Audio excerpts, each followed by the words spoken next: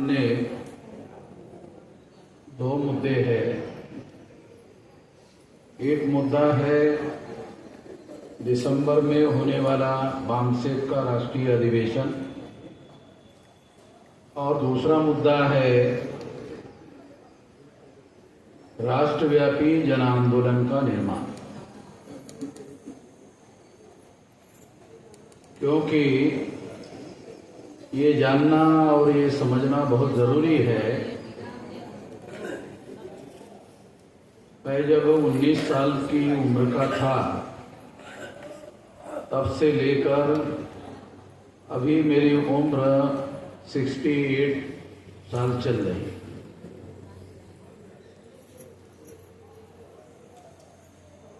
तो 50 साल की लगभग समय हो गया। 50 साल से यानी लगभग 5 दशक से संगठन निर्माण करने के कार्य में हम लोग लगे हैं। इतना लंबा समय देशव्यापी संगठन बनाने के लिए लगाया गया और आज देश में 36 स्टेट है। उस 36 में से 32 राज्यों में संगठन का विस्तार हो गया है। इतना बड़ा संगठन एससी, एसटी, ओबीसी, माइनॉरिटी के लोगों में किसी के पास नहीं। इतना बड़ा संगठन हो गया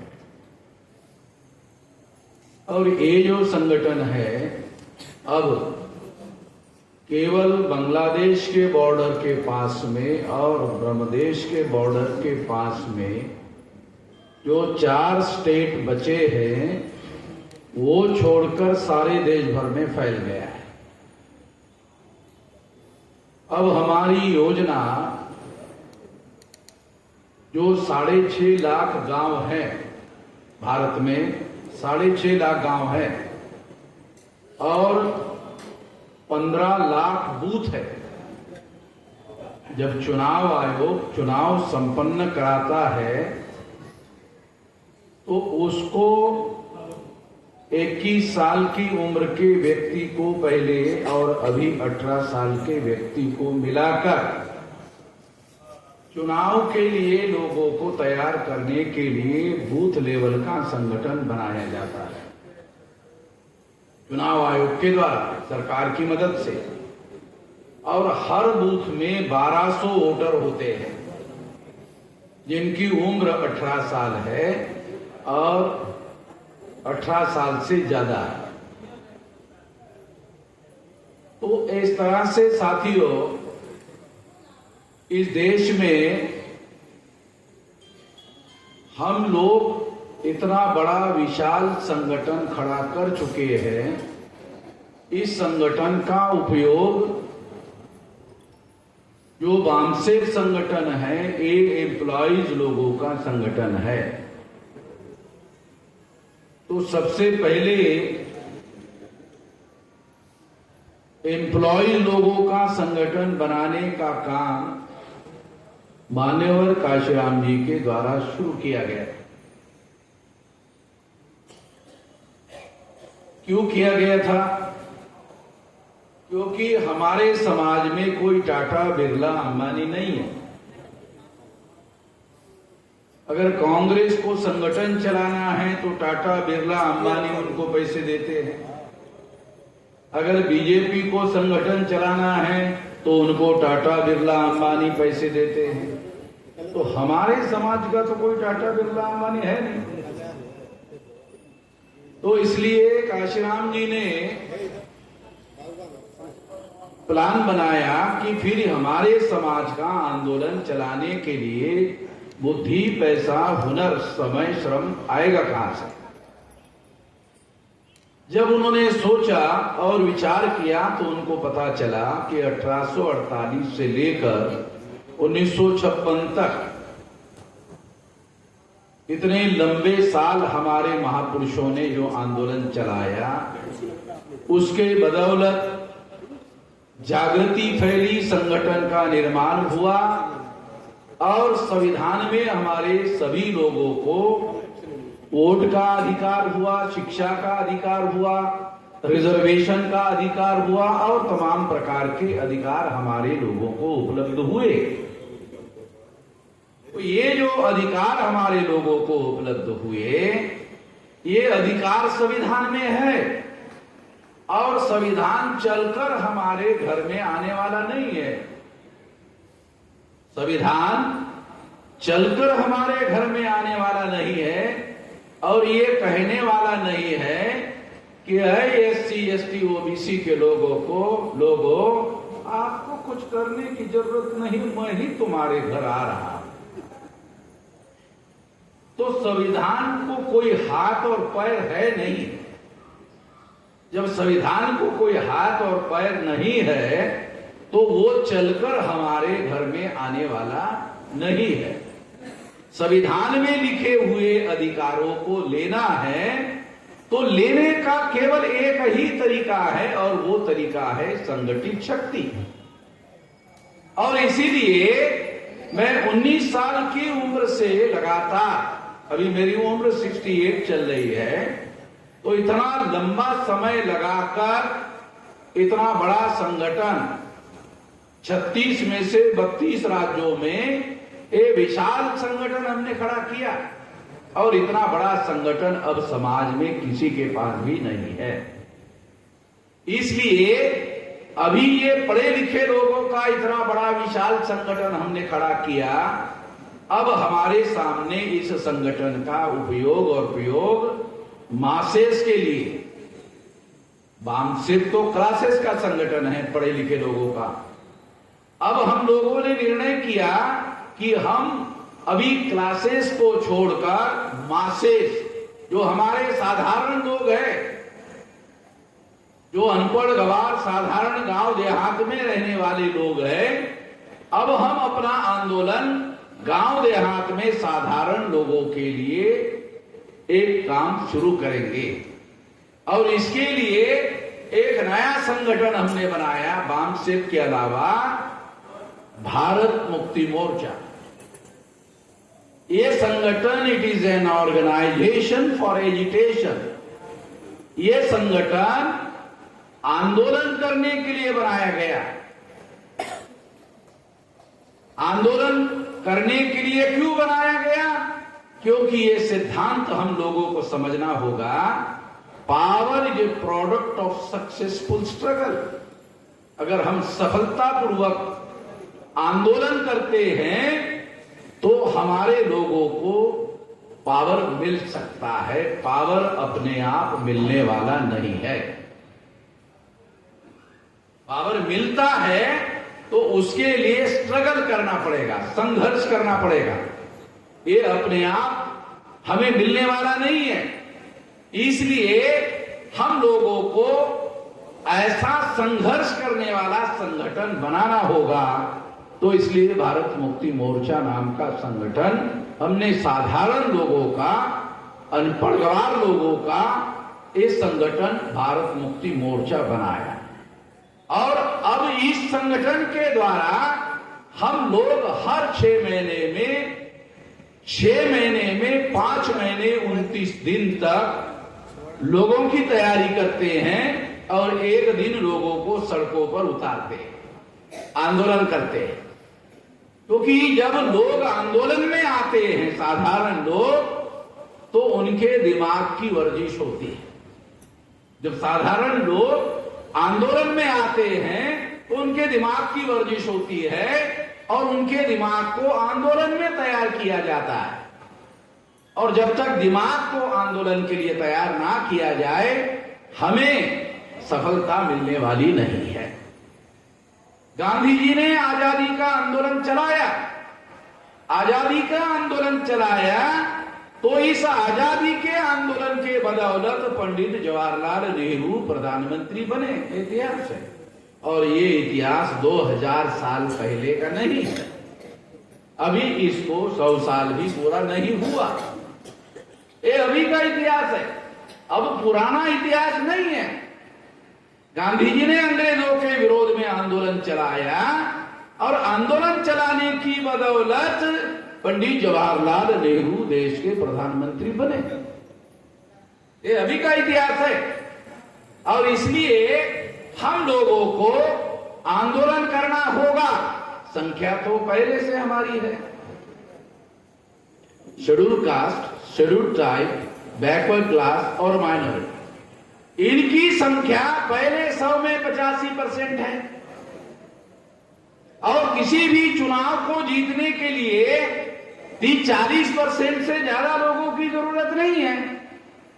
चुनाव जीतने के लिए 30-40% से ज्यादा लोगों की जरूरत नहीं है। और हमारे पास पहले से ही 90% लोग हैं। केवल उनको जागृत करने की और केवल उनको संगठित करने की जरूरत है। अगर हम ऐसा करते हैं तो निश्चित रूप से हम सफल हो सकते हैं। तो इसके लिए क्या करना होगा? एक गोरखपुर मंडल का कार्यक्रम है।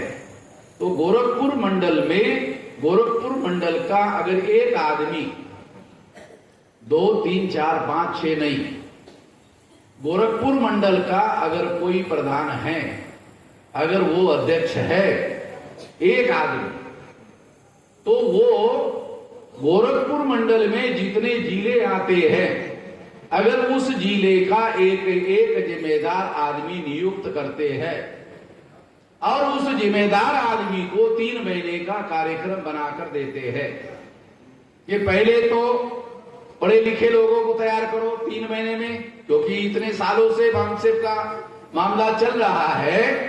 तो पढ़े लिखे जो लोग हैं उनका बामसेब संगठन पहले से ही है। अगर वो लोग जो जिले में हैं वो तहसील में संगठन बना ले और तहसील के लोगों की मदद लेकर गांव में संगठन बना ले, बूथ लेवल का संगठन बना ले, ज्यादा मुश्किल काम नहीं है। तहसील में टीचर्स लोग हैं और भी तमाम राज्य सरकार के कर्मचारी है, गांवों में भी कर्मचारी है। मगर टीचर को ही पकड़ लो तो हर गांव में कोई न कोई टीचर मिल जाता है और उसको गांव की जिम्मेदारी लगाओ तो वहां गांव में schedule caste, schedule tribe, backward class और माइनॉरिटी के लोग अगर रहते हैं तो SC, ST, OBC, माइनॉरिटी 4 कार्यकर्ता तैयार करने हैं और उनको समझाना है, ट्रेनिंग देना है। जो हम लोग सारे देश भर में लोगों को ट्रेनिंग देते हैं वही बातें उनको समझाना है। हम लोग कांग्रेस के पीछे पिछलग्गू बने हुए हैं, हम बीजेपी के पीछे बिचलग्गू बने हुए हैं।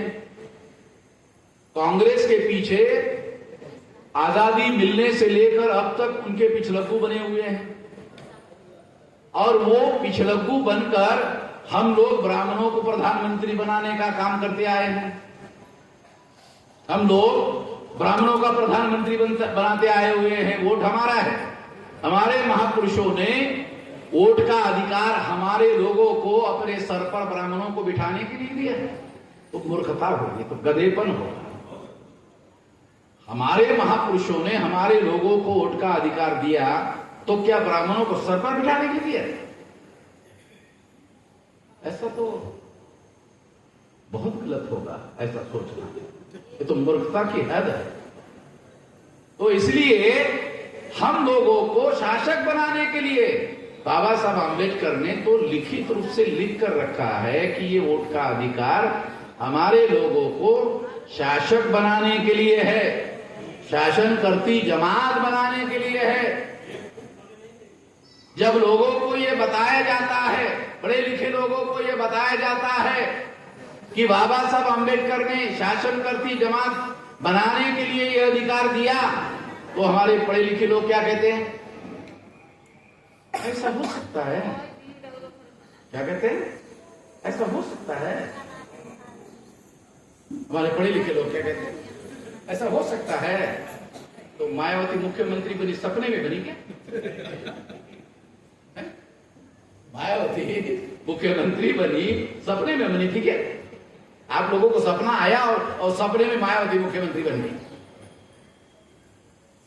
जब मायावती उत्तर प्रदेश की और भारत की सबसे बड़ा राज्य जहां 85 लोकसभा की सीटें चुनकर जाती है, हरियाणा स्टेट है दिल्ली के पास, उसमें 10 लोग चुनकर जाते हैं लोकसभा, केवल 10, उससे 8.5 गुना उत्तर प्रदेश से जाते हैं। इतना ज्यादा लोग चुनकर जाते हैं अकेले उत्तर प्रदेश से।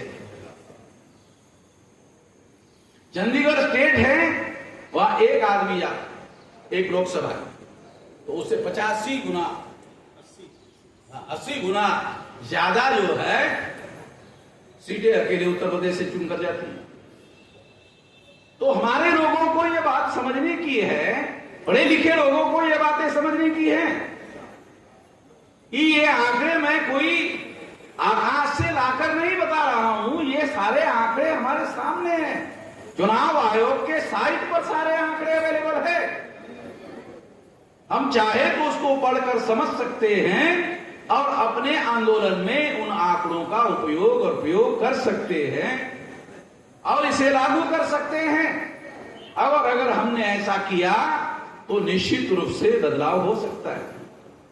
तो हमको ऐसा करना होगा और ऐसा करने के लिए हमें गांव देहात में प्रचार प्रसार के लिए जाना होगा।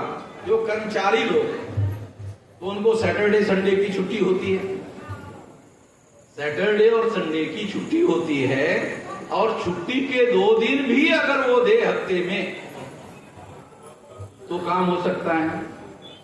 और दूसरा है 10 बजे से 6 बजे तक 8 घंटे की ड्यूटी है। 8 घंटे खाने पीने और सोने के लिए लगा लिया, फिर भी 8 घंटे बचते हैं। चाहे तो इस समय का उपयोग कर सकता है।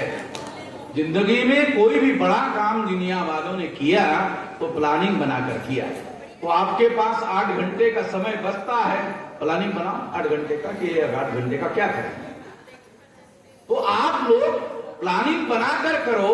और अगर आप लोगों को प्लानिंग बनाने के लिए दिक्कत है, संगठन को पूछो, सलाह मशवरा करो तो आपको आपके जिले का भी प्लानिंग बनाकर दिया जा सकता है। संगठन के पास सारा डाटा अवेलेबल है, तो संगठन के लोग आपके जिले का प्लानिंग बनाकर दे सकते हैं। और सिंपल आपको बूथ लेवल का संगठन खड़ा करना है।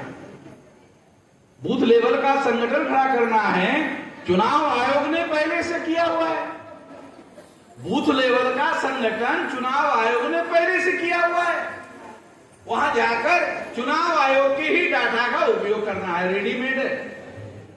चुनाव आयोग ने बूथ लेवल का ढांचा पहले से बना रखा है, उसको जाकर के हमको उपयोग करना है। कोई नया बूथ लेवल का संगठन बनाने की जरूरत नहीं है।